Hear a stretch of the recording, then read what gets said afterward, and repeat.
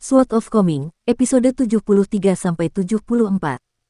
Untuk melihat video selengkapnya, sahabat bisa kunjungi playlist yang telah Sabta Novel sediakan.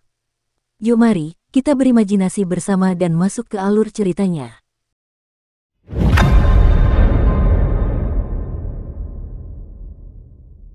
Chen Ping'an sedang memakan tanghulu untuk pertama kalinya dalam hampir 10 tahun saat ia berjalan kembali ke Clay Vase Eli dengan ranting pohon lokas di pundaknya, dan rasa bersalah membuncah di hatinya saat ia melewati sebuah rumah yang bahkan lebih bobrok daripada rumahnya sendiri.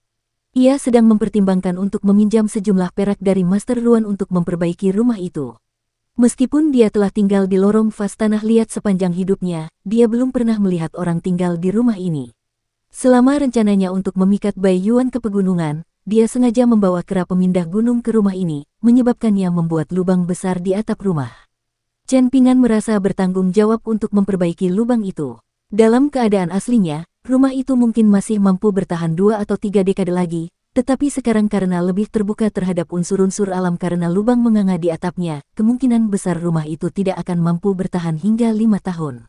Pada dasarnya, konsepnya sama dengan Kai Jinjian yang secara paksa menunjukkan jalan kepada Chen Ping'an, membiarkan tubuhnya terbuka dan terekspos seperti halnya rumah ini.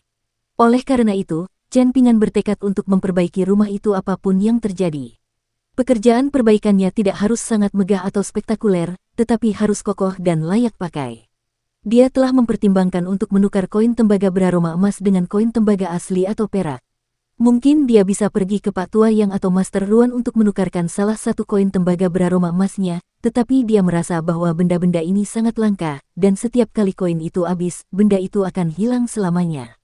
Sebaliknya, koin perak dan tembaga dapat diperoleh di mana saja, dan itu hanya masalah seberapa keras dia bersedia bekerja. Oleh karena itu, Chen Ping'an memutuskan bahwa dia akan melihat apakah dia dapat meminjam dari Master Luan terlebih dahulu, dan dia hanya akan menggunakan koin tembaga esensi emas jika itu tidak berhasil. Dia sangat enggan untuk melepaskan koin emas dan tembaga miliknya, tetapi masalah itu terus-menerus ada di hadapannya, dan dia tidak bisa berpura-pura tidak melihatnya. Dia sangat enggan berutang apapun kepada siapapun. Setelah kembali ke halamannya, Chen Ping'an meletakkan ranting pohon belalang yang diberikan Li Baoping kepadanya di dinding. Potongan yang tak ternilai dari panggung pembantaian naga itu masih berada di dalam keranjang. Namun, tentu saja, dia tidak akan meninggalkannya begitu saja di halaman terbuka. Sebaliknya, dia telah membawa keranjang itu ke dalam rumah. Jika bukan karena waktu yang mendesak, dia pasti sudah menggali lubang setinggi 10 kaki di halamannya dan mengubur bongkahan Dragon Slaying Platform di dalamnya. Hanya nama materialnya saja sudah membuat Chen Ping'an yakin bahwa material itu pasti lebih berharga daripada 3 kantong koin tembaga beraroma emas itu. Chen Ping'an dapat mendengar suara koko ayam di halaman sebelah. Dulu ketika Song Jixin dan Zi Gui meninggalkan kota, mereka meninggalkan ayam betina dan anak-anaknya.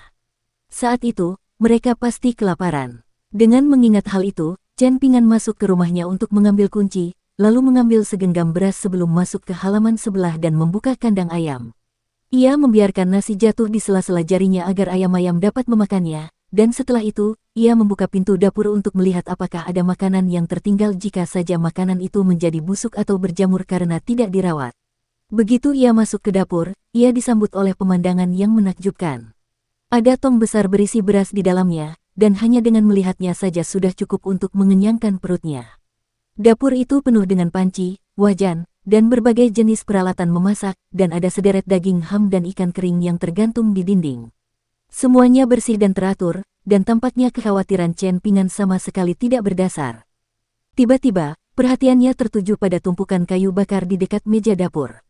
Ia berjalan ke tumpukan kayu bakar itu untuk melihat lebih dekat, dan benar saja, itu adalah patung kayu yang ditebas Zi Gui dengan pisau daging terakhir kali.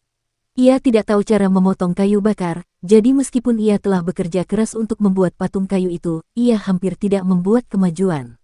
Sebaliknya, Chen Ping'an berhasil menghancurkan patung kayu itu dengan cepat, memotongnya menjadi beberapa bagian. Saat itu, ia sedang berjongkok sambil memeriksa potongan-potongan patung kayu itu, dan ia melihat sesuatu yang aneh. Ada bintik-bintik merah terukir di seluruh tubuh patung kayu itu, tampaknya dengan cara yang benar-benar acak dan serampangan. Di beberapa tempat, bintik-bintik merah itu berkumpul menjadi gumpalan yang rapat, sementara di tempat lain, jaraknya lebih renggang. Chen Pingan mengambil satu bagian lengan figur kayu itu untuk mengamatinya lebih dekat, dan ia menemukan bahwa karakter hitam yang sangat kecil terukir di samping setiap bintik merah. Bintik-bintik merah itu masing-masing hanya seukuran sebutir beras, dan huruf-hurufnya bahkan lebih kecil lagi, sampai-sampai hampir tidak terlihat. Untungnya, penglihatan Chen Pingan yang luar biasa memungkinkannya untuk mengenali huruf-huruf hitam itu. Jika orang normal berada di tempatnya, mereka akan dapat melihat sekumpulan bintik merah dan titik-titik hitam yang lebih kecil lagi. Chen Pingan mencoba menyusun kembali potongan-potongan patung kayu itu, dan tidak butuh waktu lama sebelum patung itu berhasil dipugar. Untungnya, tidak ada bagian tubuh yang hilang, tetapi yang agak disayangkan adalah banyak bintik merah dan karakter hitam pada bagian-bagian tubuhnya yang terhubung telah terpotong atau terkikis oleh parang Zigui. Berdasarkan perkiraan visual kasar, Chen Pingan berspekulasi bahwa hanya sekitar 70% hingga 80% bintik merah dan karakter hitam yang tersisa. Chen Pingan berdiri untuk membuka jendela agar lebih banyak cahaya masuk ke dapur, lalu berjongkok lagi untuk terus memeriksa bagian-bagian figur kayu itu, tidak berani melewatkan detail yang paling remeh sekalipun.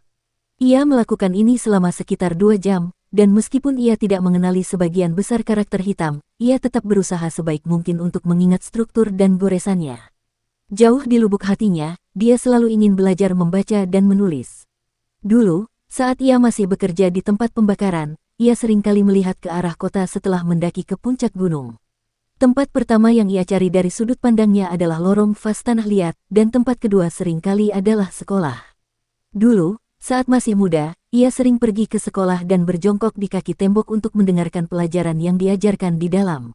Dia tidak mengerti apa yang diajarkan, tetapi hanya dengan mendengarkan pelajaran saja, dia merasakan kedamaian dan ketenangan, dan semua emosi negatif yang terkumpul sepanjang hari pun sirna.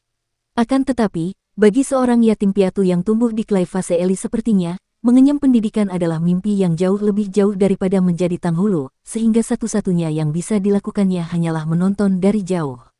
Pada saat ini, Chen Pingan memejamkan matanya dan merekonstruksi sosok kayu lengkap dalam pikirannya hanya menggunakan ingatannya. Setiap kali ia mencapai bagian yang samar dalam ingatannya, ia tidak terburu-buru membuka mata dan memeriksa bagian figur kayu itu. Sebaliknya, ia hanya melewati bagian-bagian itu, dan pada akhirnya, ada sekitar 40 hingga 50 bagian yang ingatannya agak kabur. Setelah memeriksa semua bagian tubuh patung kayu itu, Chen Pingan menarik napas dalam-dalam dan bersiap untuk mengulangi prosesnya, tetapi begitu dia menutup matanya, dia dikejutkan oleh rasa pusing, dan dia tahu bahwa tidak bijaksana untuk memaksakan diri lebih jauh. Ada beberapa hal yang tidak dapat dicapai hanya dengan memaksakan diri lebih keras. Bahkan, di luar titik tertentu, seringkali terjadi bahwa semakin banyak usaha yang diberikan, semakin tidak diharapkan hasilnya. Ini adalah pelajaran berharga yang dipelajari Chen Pingan selama hari-hari pembakaran tembikarnya, bukan karena ia memiliki bakat luar biasa, tetapi semata-mata karena terus-menerus dihina dan dicaci maki oleh Pak Tua Yao.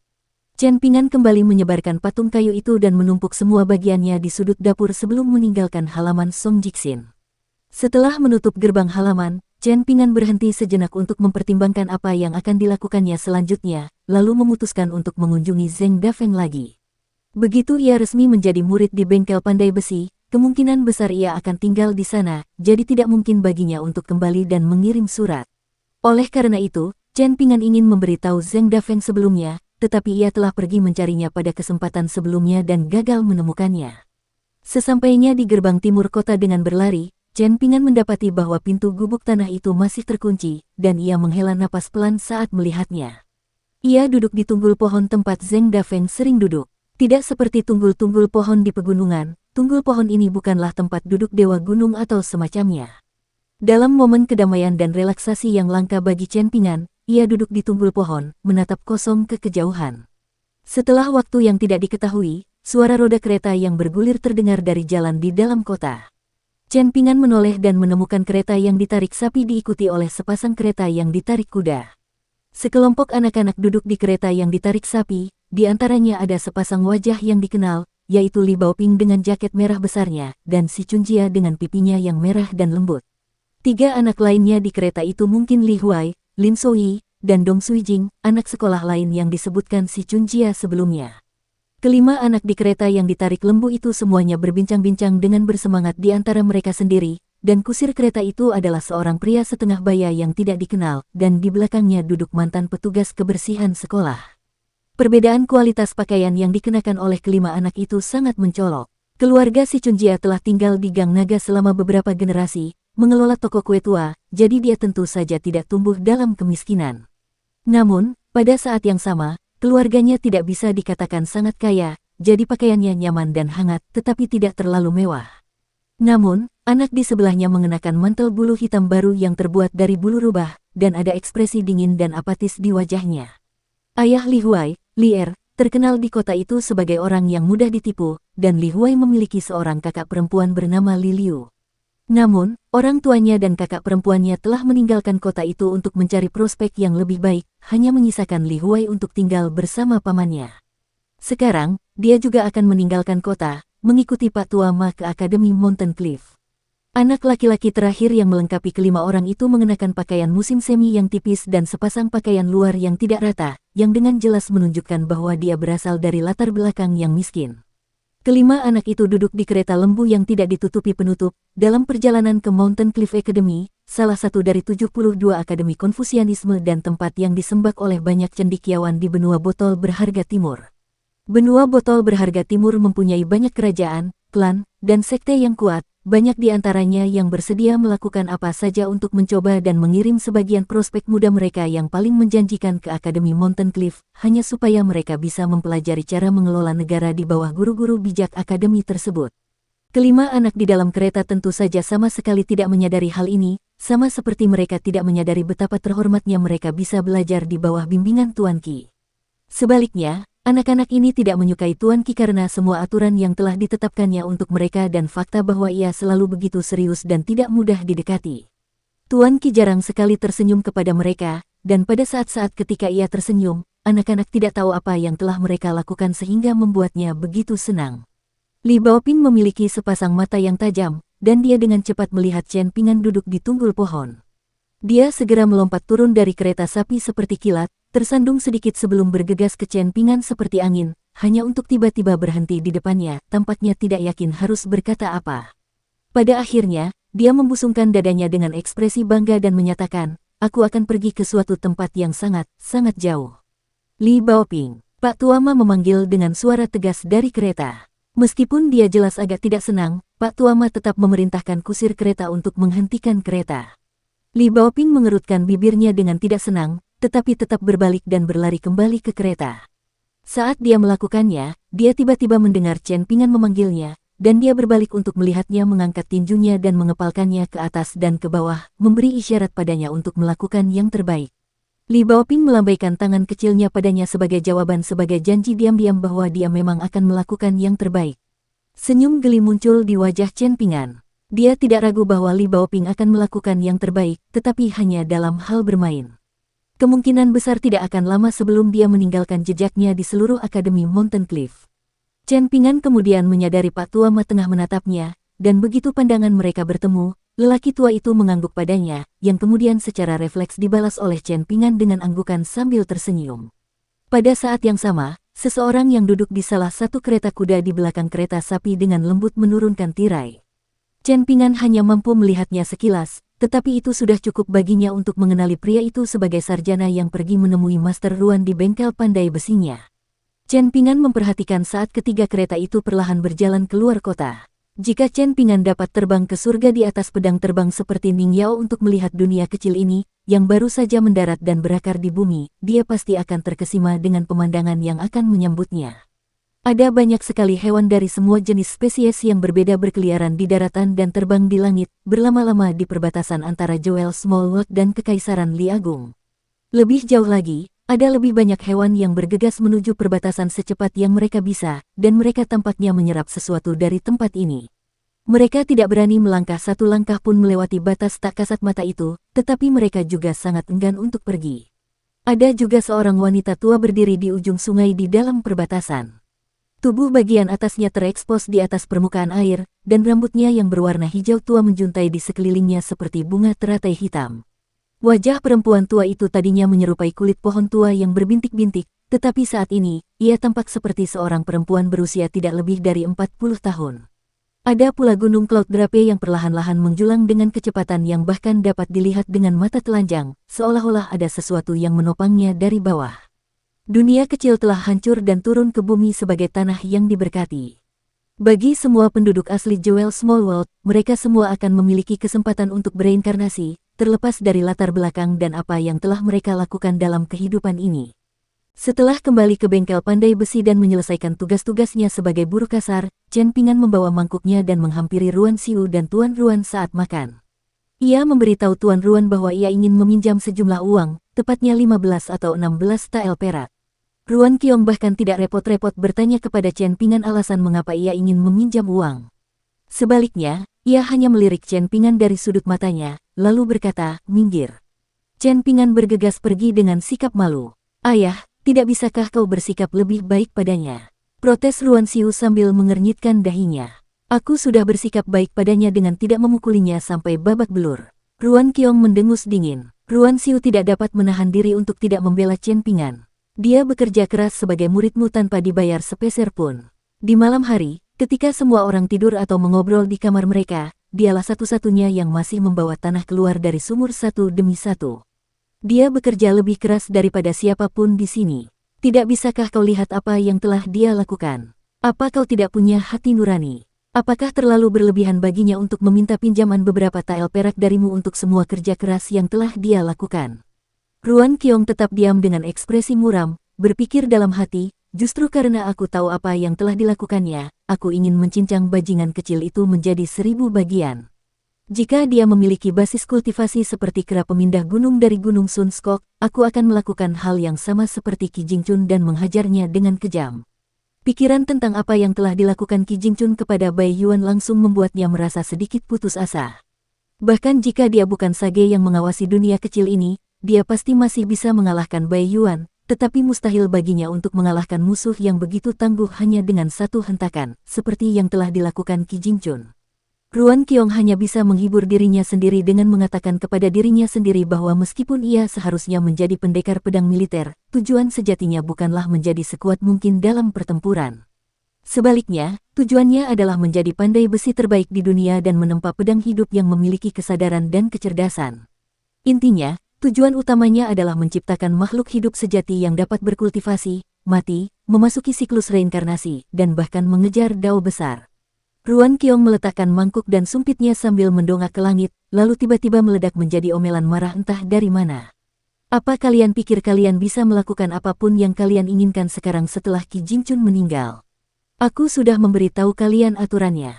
Jika kalian akan terang-terangan melanggar aturan itu, maka aku kira kalian siap menanggung konsekuensinya." Tidak ada seorang pun di sekitarnya, tetapi tiba-tiba, ia meledak ke langit sebagai seberkas cahaya putih, melesat menuju awan di atas. Di atas awan, ada sekelompok pria dan wanita berpakaian rapi yang terbang di langit sambil mengobrol dengan ramah satu sama lain.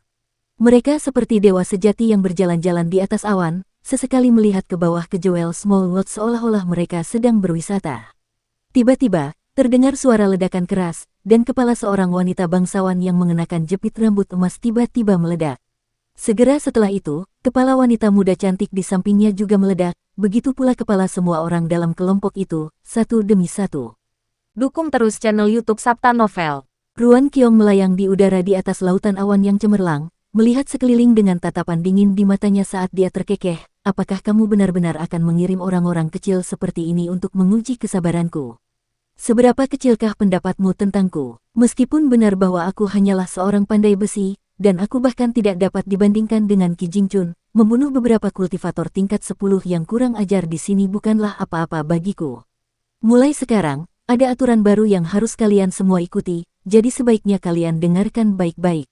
Bahkan jika kalian bersembunyi di luar perbatasan dan mencoba mengintip ke dalam tanah suci permata, aku akan menyeret kalian ke tanah suci itu dan menghancurkan kepala kalian jika kalian mendapatiku dalam suasana hati yang buruk. Jika kalian tidak percaya padaku, kalian bebas mencoba keberuntungan kalian." Setelah membuat pernyataan ini, Ruan Qiong terbang di udara dengan cepat, dan pada saat berikutnya, tangannya mencengkeram kepala seorang lelaki tua yang diseretnya ke perbatasan. Lelaki tua itu buru-buru mulai memohon agar nyawanya diselamatkan. Tuan Ruan, tolong, mari kita bersikap sopan tentang hal ini. Saya dari Sungai Asap Ungu di dekat sini." Sebelum lelaki tua itu sempat menyelesaikan perkataannya, Ruan Qiong menghancurkan kepalanya sebelum dengan santai melemparkan tubuhnya yang tanpa kepala keluar dari perbatasan. Seberkas cahaya hijau langsung muncul dari tubuh tanpa kepala itu sebelum menghilang ke kejauhan, dan Ruan Qiong hanya meliriknya dengan dingin, tetapi menahan diri untuk tidak melangkah lebih jauh. Garis cahaya hijau itu panjangnya lebih dari 3 kaki, dan melesat di udara secepat yang ia bisa, terbang mendekati 1000 kilometer sebelum terjun ke sungai besar dengan asap ungu samar berputar-putar di udara di atasnya. Sungai itu sangat besar dan spektakuler untuk dilihat, jauh lebih dari semua perairan di Kekaisaran Li Agung. Jari-jari Ruan Qiong masih berlumuran darah lelaki tua itu saat dia berseru dengan lantang, beginilah keadaan akan terjadi selama 60 tahun ke depan. Jauh di kejauhan, seorang kultivator wanita bersembunyi di lautan awan sambil menggerutu dengan suara marah, bagaimana kamu bisa bersikap begitu biadab? Ini bukan cara seorang sage yang mengawasi tanah yang diberkati seharusnya bersikap. Ruan Qiong tak kuasa menahan tawa. Bukankah kau gadis yang cukup pintar, hanya menjelek-jelekkanku setelah kau pergi jauh? Kau pikir aku tidak bisa berbuat apa-apa padamu di sana, kan? Dasar jalang kecil, aku bukan sarjana bodoh seperti Qi Jingchun. Kau ingin berbicara dengan pendekar pedang militer sepertiku tentang perilaku yang pantas. Apa kau pernah terjatuh saat masih bayi? Ruan Qiong mengarahkan lengannya secara diagonal ke bawah, menyatukan jari telunjuk dan jari tengahnya seraya ia berseru dalam hati, angin astral dan petir neraka, dengarkan panggilanku. Tiba-tiba, dua aura mulai bergejolak cepat antara langit dan bumi, seperti sepasang mata air yang baru saja muncul entah dari mana. Di sisi lain, suara panik terdengar tergesa-gesa. Ini adalah pedang angin dan petir milik Ruan Qiong. Larilah, Lei Ting. Artefak milik Ruan Qiong berbeda dari orang kebanyakan karena tidak dipelihara di titik akupunturnya. Sebaliknya, mereka ada di sekitarnya, mengikuti sepasang dewa yin militernya. Di atas lautan awan, setitik api hijau melesat dengan putus asa ke kejauhan. Di luar titik api hijau itu terdapat serangkaian bunga persik yang berkilauan dan tembus cahaya, berputar mengelilingi api untuk melindunginya dari luar. Titik api hijau itu terbang sejauh hampir 400 km sebelum disambar benang biru hingga menembus kepalanya. Adapun laki-laki yang sebelumnya berbicara untuk memperingatkannya tentang kekuatan Ruan Qiong, dia sudah melarikan diri saat melihat tanda bahaya pertama, dan tidak ada seorang pun yang berani mengatakan apapun lagi setelah apa yang baru saja terjadi. Ruan Qiong mendengus dingin, lalu turun ke tepi sungai dekat bengkel pandai besi sebelum mencuci darah dari tangannya menggunakan air di sungai. Dia menghela napas pelan sambil bergumam pada dirinya sendiri, Qi Jingchun, jika saja kamu setengah tidak masuk akal sepertiku, tidak mungkin kamu akan mengalami kematian yang menyedihkan seperti itu. Sementara itu, Chen Pingan sedang dalam perjalanan pulang dari sesi meditasi jalan selama 2 jam. Ia baru saja menyelesaikan sesi tersebut dan sedang melakukan beberapa peregangan ketika tiba-tiba ia melihat guru Ruan berjalan ke tepi sungai. Setelah ragu sejenak, dia memperlambat langkahnya sedikit, menjaga jarak dari Tuan Ruan. Dia tidak tahu mengapa, tetapi dia bisa merasakan bahwa Tuan Ruan tidak begitu menyukainya, dan cara Tuan Ruan menatapnya mengingatkannya pada cara Pak Tua Yao dulu menatapnya. Ruan Qiong tidak menghiraukan Chen Pingan saat dia berjalan kembali ke toko pandai besi. Chen Pingan menoleh ke arah sungai, dan tidak terlihat ada yang salah. Namun, entah mengapa, bulu kuduknya merinding sekarang, seolah-olah ada hantu penghuni air yang sedang menatapnya dari sungai. Perasaan itu sangat aneh dan meresahkan, tetapi yang dapat ia lihat hanyalah air di sungai yang mengalir panjang dan lembut seperti biasa. Chen Pingan tidak yakin, dan dia mengambil beberapa batu dengan berat yang pas, lalu berbalik dan mengarungi sungai di arah hilir sebelum dengan hati-hati memeriksa aliran air, mencoba menemukan sumber perasaan tidak nyaman yang baru saja menyerangnya. Semakin dia melihat air, semakin dia merasa ada yang tidak beres. Di bawah sinar matahari siang, air sungai itu entah bagaimana memancarkan aura menyeramkan. Chen Pingan telah menjelajah ke dalam lubang dalam di kaki Azure Kaurit pada banyak kesempatan sebelumnya, tetapi bahkan di sana, dia tidak pernah merasa begitu gelisah dan terganggu. Pada titik ini, Chen Pingan sudah yakin bahwa ada hal-hal yang tidak terduga, seperti monster, roh, dan hantu yang ada di dunia ini. Di masa lalu, dengan Tuan Qi di kota, tidak ada entitas jahat yang berani muncul di sini, tetapi sekarang Tuan Qi tidak ada di sini lagi, tidak ada jaminan bahwa tempat ini akan tetap aman dan tak tersentuh, jadi dia harus sangat berhati-hati. Bahkan ketika menyangkut Master Ruan, yang disebut sebagai Sage, berikutnya yang menggantikan Tuan Qi, Chen Pingan tidak berani menurunkan kewaspadaannya. Pada akhirnya, ia hanya mempercayai Tuan Qi.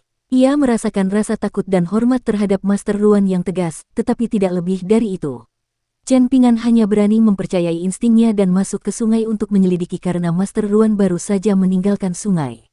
Dia cukup yakin bahwa meskipun ada beberapa entitas jahat di dalam air, tidak mungkin mereka berani membunuhnya tepat di bawah hidung seorang sage. Terlebih lagi, dia membawa sepasang segel gunung dan segel air yang diberikan oleh Tuan Qi kepadanya, dan salah satunya adalah segel air, sehingga hal itu hanya membuatnya semakin berani. Setelah melemparkan 2 genggam batu ke dalam air, Chen Pingan hendak mengambil lagi ketika seseorang dari dekat bertanya, "Apa yang sedang kamu lakukan?" Itu Ruan Xiu. Perhatian Chen Pingan selama ini terpusat sepenuhnya pada air, jadi dia tidak merasakan kehadirannya. Dia tidak berusaha menyembunyikan apa yang sedang dilakukannya saat menunjuk ke permukaan air dan menjawab dengan jujur, "Aku merasa ada sesuatu yang kotor di dalam air, dan aku mencoba untuk memaksanya keluar dengan melemparinya dengan batu." Ruan mengarahkan pandangannya ke arah air di sungai, dan ekspresi muram langsung muncul di wajahnya. "Apakah benar-benar ada sesuatu yang kotor di sini?" tanya Chen Pingan. "Aku tidak bisa melihat apapun," jawab Ruan Xiu sambil menggelengkan kepalanya. "Mungkin saya terlalu paranoid," kata Chen Pingan sambil tersenyum. Ruan Xiu merendahkan suaranya sambil berkata, "Kembalilah ke bengkel pandai besi, aku akan makan sesuatu di sini sebelum kembali. Jika ayahku bertanya tentang hal itu, katakan saja kamu tidak melihat apapun." Chen Pingan mengangguk sebagai jawaban. "Tidak masalah." Tiba-tiba, sebuah pikiran terlintas di benaknya. Ia mengambil sebuah batu tajam dari tanah dan bertanya, "Ruan Xiu, bolehkah aku bertanya kepadamu tentang arti dan cara pengucapan beberapa karakter?" Ruan Xiu langsung tegang saat membayangkan harus membaca. Dalam benaknya, buku adalah musuh paling menakutkan di dunia. Setiap kali membuka buku di halaman manapun, ia selalu merasa karakter-karakter di halaman itu adalah pasukan tangguh yang menantangnya dalam pertempuran, membuat kepalanya pusing dan berdenyut. Ia seharusnya pergi dan belajar di sekolah setelah tiba di kota itu bersama ayahnya, dan ia tidak perlu membantunya di bengkelnya. Namun, dia menolak untuk pergi apapun yang terjadi. Suatu hari, dia akan mengatakan bahwa dia sakit perut. Keesokan harinya, dia akan mengatakan bahwa dia demam, dan dia akan terkilir pergelangan kakinya keesokan harinya. Satu-satunya alasan mengapa Ruan Qiong memilih untuk melepaskannya sekarang adalah karena dia sudah muak dengan alasan-alasan yang jelas-jelas dibuat-buatnya. Namun, Ruan Xiu tidak ingin mempermalukan dirinya di depan Chen Pingan, jadi dia memaksa dirinya untuk tetap tenang dan tersenyum percaya diri sambil berkata, "Silakan." Chen Pingan mengukir beberapa karakter di tanah dengan batu tajam, dan begitu Ruan Xiu melihat kedua karakter itu, kepercayaan dirinya yang pura-pura langsung berubah menjadi kepercayaan diri yang tulus saat dia berkata dengan gembira, "Kedua karakter ini terlalu sederhana. Aku sudah mengenalnya sejak usia sangat muda. Salah satunya adalah ilahi, sedangkan yang lainnya adalah istana, dan ketika digabungkan, mereka mengejar nama titik akupuntur pada tubuh manusia. Alasan mengapa kita manusia dikenal sebagai penguasa semua makhluk hidup adalah karena tubuh kita paling cocok untuk berkultivasi. Itulah sebabnya banyak monster dan setan yang mencapai Dao Agung tidak punya pilihan selain memanifestasikan bentuk manusia di beberapa titik dalam perjalanan kultivasi mereka. 365 titik akupuntur di tubuh manusia semuanya seperti gunung harta karun. Ada pepatah lama yang mengatakan bahwa titik akupuntur adalah jalur masuk dan keluarnya energi ilahi dari tubuh, dan jiwa kita seperti seorang anak yang mampu tumbuh besar berkat kebaikan dan kedermawanan orang lain, yang diberi semangkuk nasi oleh satu keluarga, lalu semangkuk air oleh keluarga lain, perlahan-lahan berkembang dan menjadi lebih kuat. Ruan Xiu mengulurkan jarinya dan mengarahkannya ke kepalanya sendiri sambil terus tersenyum. "Disinilah titik akupuntur pengadilan ilahi berada, 5 cm dari garis rambutmu. Titik akupuntur ini tidak begitu penting bagi pendekar pedang militer seperti aku dan ayahku. Pada dasarnya, ini adalah titik akupuntur yang bisa dibuang bagi kita, tetapi bagi makhluk-makhluk di sisi lain, titik akupuntur ini adalah yang paling penting. Namun, ayahku mengatakan bahwa makhluk-makhluk hantu itu sangat terbatas potensinya. Tidak peduli seberapa kuat mereka, mereka hanyalah makhluk menyedihkan yang hanya bergantung pada orang lain." Chen Pingan tidak tahu apa yang baru saja dikatakan kepadanya, jadi dia hanya bisa mengingat apa yang baru saja dikatakan Ruan Xiu dengan harapan bahwa dia akan dapat memahami arti dari kata-kata ini di masa mendatang. Setelah itu, dia bertanya tentang titik akupuntur, menara raksasa, dan kekosongan besar, dan Ruan Xiu mampu memberikan penjelasan dalam kedua kasus tersebut. Dia sangat enggan membaca, tetapi itu hanya terbatas pada buku-buku klasik yang dipuji oleh para sarjana. Sebaliknya, dia sangat ingin membaca materi yang berhubungan dengan kultivasi militer dan ilmu pedang, jadi sejak usia muda, dia telah menghafal semua titik akupuntur dan lokasinya di tubuh. Sebelum Chen Pingan sempat bertanya, Ruan Xiu tersenyum sambil berkata, "Nanti kalau ada waktu, aku akan beritahu nama, letak, dan tujuan dari 365 titik akupuntur di tubuh manusia.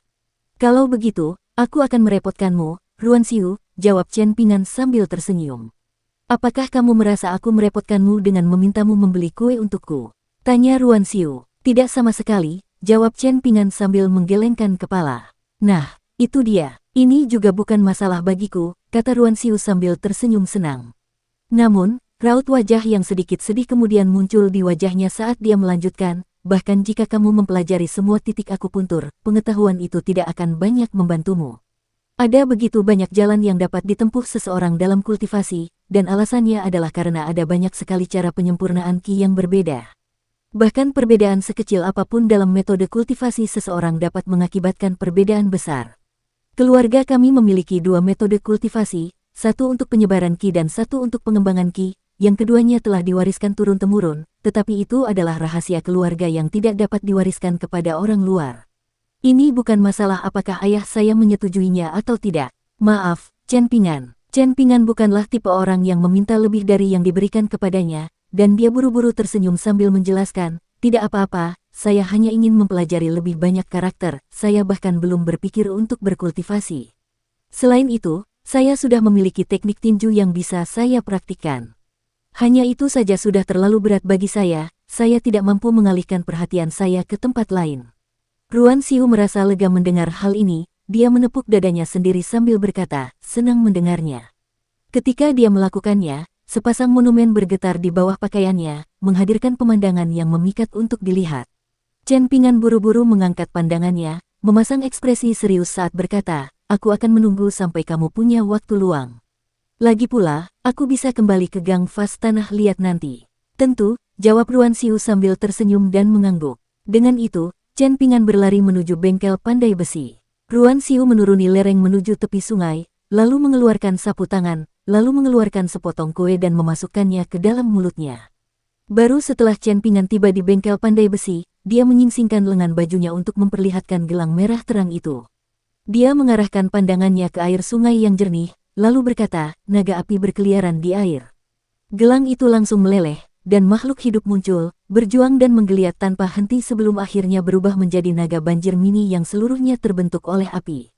Kepala dan ekornya terhubung, dan tubuhnya memiliki panjang yang pas untuk melingkari pergelangan tangannya. Atas perintahnya, naga banjir merah tua yang panjangnya tidak lebih dari 1 kaki itu melompat ke arah sungai. Ketika melakukannya, panjangnya dengan cepat bertambah hingga 100 kaki, dan Ruan Xiu pun memerintahkan, cukup. Tubuh naga berapi itu tidak memanjang lebih jauh, tetapi semua air di dekat sungai telah menguap sepenuhnya. Tidak hanya itu, air di hulu sungai seperti pasukan yang telah menderita kekalahan telak, tidak berani maju lebih jauh.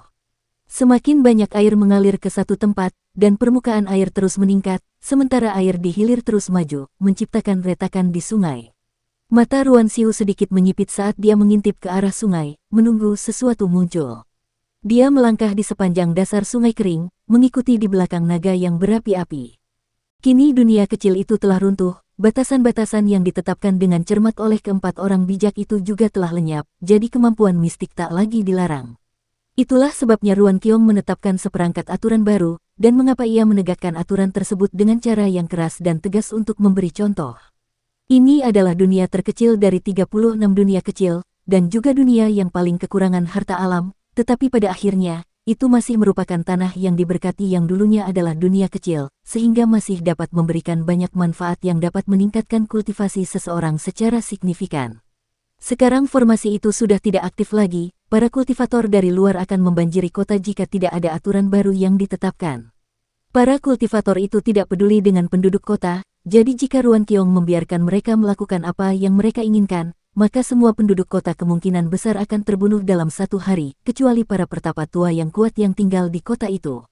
Bahkan di kalangan kaum militer, menetapkan aturan sangatlah penting, tetapi mereka jauh lebih fleksibel daripada kaum Konfusianis, mampu dan bersedia beradaptasi sesuai dengan situasi. Sekitar 15 menit kemudian, naga berapi yang terus-menerus berkeliaran di dasar sungai tampaknya akhirnya menangkap sasarannya yang sulit ditangkap, dan ia menukik ke bawah dengan ganas sebelum perlahan-lahan menundukkan kepalanya. Ruan Xiu berjalan ke arah kepala naga berapi itu, lalu menunduk dan mendapati seorang wanita meringkuk seperti bola di dasar sungai. Dia telah terperangkap di bawah cakar naga berapi itu, dan dia memiliki rambut sepanjang pinggang yang dia gunakan untuk melindungi seluruh tubuhnya. Tatapan penasaran muncul di mata Ruan Xiu saat dia merenung. Tidak kusangka bahkan seorang penjaga sungai seperti dirimu berani muncul tepat di depan pintu rumah kita. Apa kau tidak mendengar tentang ayahku yang pernah membunuh 6 dewa sungai besar berturut-turut? Terjebak dalam cengkeraman naga berapi, sang penjaga sungai memohon dengan putus asa, tolong ampuni aku, wahai dewa abadi yang terhormat. Aku hanya lewat di tempat ini, aku tidak punya niat untuk menyinggung siapapun. Saya hanya berani melepaskan aura Dewa Yin saya dengan harapan dapat membantu Sage Ruan semampu saya dengan meningkatkan kepadatan air di sungai. Mohon jangan tersinggung, Yang Mulia. Jika Anda merasa wujud saya terlalu buruk untuk dilihat, maka saya akan memastikan untuk hanya keluar pada malam hari mulai sekarang. Kamu kenal Chen Pingan? Tanya Ruan Xiu. Penjaga sungai itu menua dengan cepat di bawah cakar naga berapi itu, tetapi dia hanya berani merengek dengan suara menyedihkan sambil mengangguk cepat sebagai jawaban.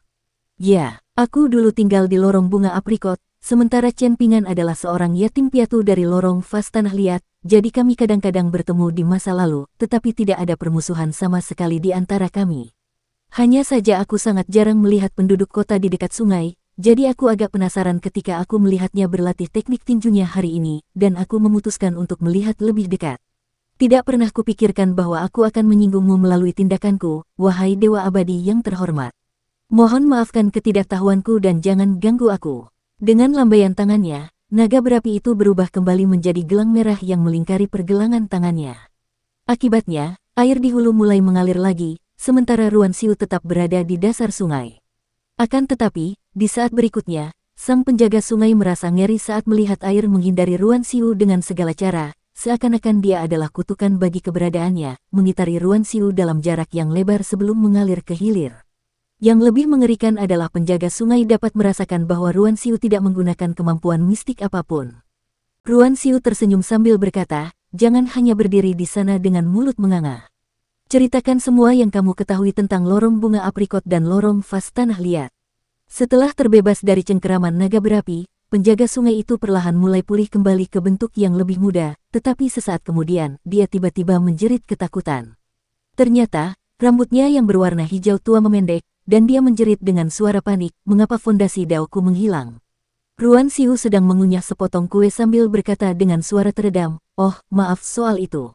Aku lupa memberitahumu bahwa aku memiliki konstitusi dewa api bawaan, jadi air adalah musuh alamiku. Sang penjaga sungai memaksa dirinya untuk tenang, lalu mulai menangis dalam diam sambil memohon, tolong selamatkan aku dari kebaikan hatimu yang tak terbatas, wahai dewa abadi yang terhormat. Aku tidak bermaksud menyinggungmu. Setelah mempertimbangkan sejenak, Ruan Xiu memutuskan, aku akan meneleponmu untuk menceritakan kisah-kisah kepadaku mulai sekarang. Jangan khawatir, aku akan memastikan untuk menyembunyikan auraku saat kau berada di dekatku. Penjaga sungai tidak berani menolak, jadi dia hanya bisa menerima pengaturan ini dengan ekspresi cemberut. Ruan Xiu membawanya ke tepi sungai, lalu berbalik sambil berkata, jangan biarkan ini terjadi lagi. Penjaga sungai buru-buru mengangguk sebagai jawaban. Ruan Xiu melangkah ke arah bengkel pandai besi dengan kuncir kudanya bergoyang ke kiri dan ke kanan, sementara sang penjaga sungai menyelam kembali ke dalam air dengan wajah penuh kebencian dan amarah. Namun, setelah diajarkan beberapa pelajaran menyakitkan, dia mulai belajar untuk menekan rasa kesalnya dengan cara apapun. Tepat pada saat ini, sebuah suara terdengar langsung dari dalam hatinya. Tunda dulu kebodohanmu, dasar bodoh. Tahukah kau apa katalisator pencapaian dao seorang wanita? Yaitu membunuh semua dewa sungai di seluruh benua. Beraninya seorang penjaga sungai sepertimu menyimpan dendam terhadap seseorang seperti dia. Ketahuilah tempatmu. Bahkan jika dia tidak melakukan apapun selain berdiri di sana dan membiarkanmu menyerangnya, kaulah satu-satunya yang akan mati. Tahukah kau betapa sensitifnya dia terhadap semua entitas yin yang tinggal di air? Aku tahu apa yang sedang kau pikirkan sekarang, dan kau benar. Dewa sungai pertama yang akan dia bunuh di masa depan tidak lain adalah kau, jadi sebaiknya kau pikirkan cara untuk menyelamatkan situasi ini. Jika kau bisa melakukannya, ini bisa berubah dari bencana yang tak terhindarkan menjadi peluang yang tak tertandingi untukmu. Ini peringatan terakhirku kepadamu. Jika kau berani mengambil langkah lebih jauh yang melanggar aturan, maka kau tidak perlu menunggu pembalasan dari orang lain, aku akan menjadi orang pertama yang memastikan bahwa kau akan berharap mati. Bahkan setelah suaranya menghilang, penjaga sungai itu terus mengambang di air dalam keadaan linglung, dan semua kehidupan tampaknya telah tersedot keluar dari tubuhnya. Dao Agung tampak begitu halus dan tak terjangkau, dan dia tak dapat menahan perasaan putus asa.